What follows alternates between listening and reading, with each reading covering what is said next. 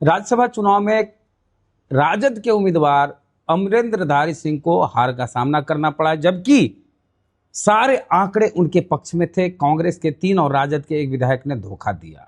अब कांग्रेस के जो विधायक जिन्होंने वोट नहीं किया, जो अनुपस्थित रहे, जो गायब रहे, एक एक करके सामने आ रहे हैं और वजह बता रहे हैं।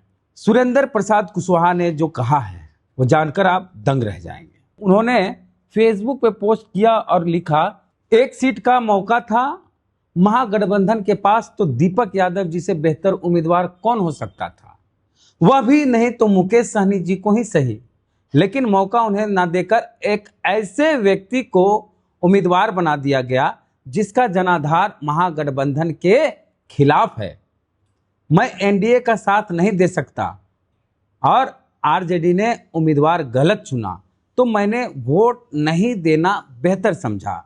रही बात मुझ पर आरोप लगाने की, तो मुख्यमंत्री के सबसे चहेते सीट पर हमने पूरी सरकारी तंत्र को हराकर विधानसभा चुनाव में जीत हासिल किया था और जनता के आशीर्वाद का कर्ज पूरे बिहार में सबसे तेज गति से विकास कार्यों के द्वारा चुकता कर रहा हूं।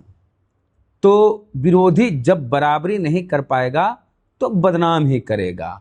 आशा है जनता, दलित, पिछड़े और अल्पसंख्यक वर्ग मेरे इस त्याग और समर्पण की भावना को समझेगी और विरोधियों के झांसे में नहीं आएगी। तो देखिए, सुरेंद्र प्रसाद कुशवाहा ने स्पष्ट कर दिया कि अमरेंद्रधारी सिंह जिस बिरादरी से आते हैं वो बिरादरी भूमिहार है और भूमिहार समाज के लोग महागठबंधन को वोट नहीं करते हैं और महागठबंधन के उम्मीदवार को हराने का भरसक प्रयास करते हैं, जिसकी वजह से मैं उस वर्ग से आने वाले उम्मीदवार यानी एडी सिंह को वोट नहीं किया और इस बात को दलित पिछड़े समाज के लोग भली भांति समझेंगे।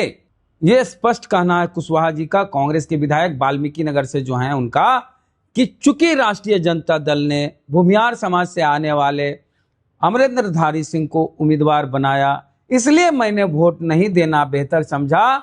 मैं एनडीए को भी वोट नहीं देता, लेकिन मैं महागठबंधन के उम्मीदवार अमरेंद्रधारी सिंह को भी वोट नहीं देना चाहता था और इसकी एकमात्र वजह यही है कि अमरेंद्रधारी सिंह उस वर्ग से आते हैं जिस वर्ग का वोट हमें नहीं मिलता है, महागठबंधन को नहीं मिलता है, कांग्रेस को नहीं मिलता है, राष्ट्रीय जनता दल को नहीं मिलता है।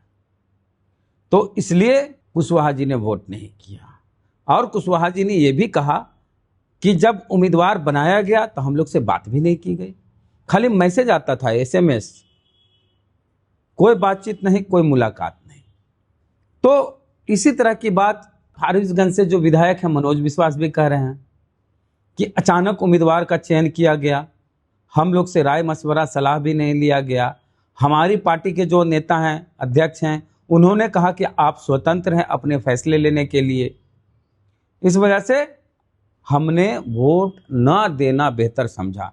तो कहीं ना कहीं ये दिखाता है कि कोऑर्डिनेशन नहीं हुआ बढ़िया से, सब लोगों को विश्वास में नहीं लिया गया और अचानक से एडी सिंह को उम्मीदवार बना दिया गया और उम्मीदवार के रूप में तेजस्वी यादव चाहते थे कि जितने भी महागठबंधन के विधायक हैं सब विधायकों पर एडी सिंह को थोप दिया जाए, लेकिन कुछ विधायक थे जो इस थोपने जैसी चीज को स्वीकार नहीं किए।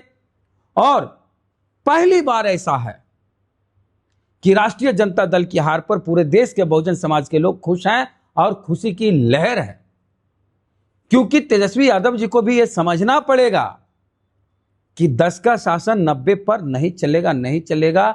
इसी का विरोध सुरेंद्र प्रसाद कुशवाहा किए और सुरेंद्र प्रसाद कुशवाहा यही बात बोल रहे हैं वाल्मीकि नगर के विधायक। तो आपका क्या कहना है कि तेजस्वी यादव का निर्णय बहुत अच्छा था और बाकी 4 विधायक जो अनुपस्थित रहे वो गलत हैं?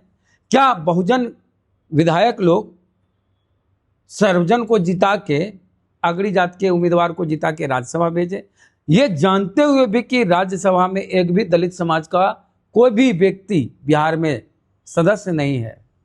तेजस्वी यादव ने किसी दलित को उम्मीदवार नहीं बनाया। तो खाली कहिएगा ए टू जेड और ए टू जेड में बैकवर्ड को भागीदार नहीं बनाइएगा, तो स्थिति वही होगी जो बहुजन समाज पार्टी की हुई।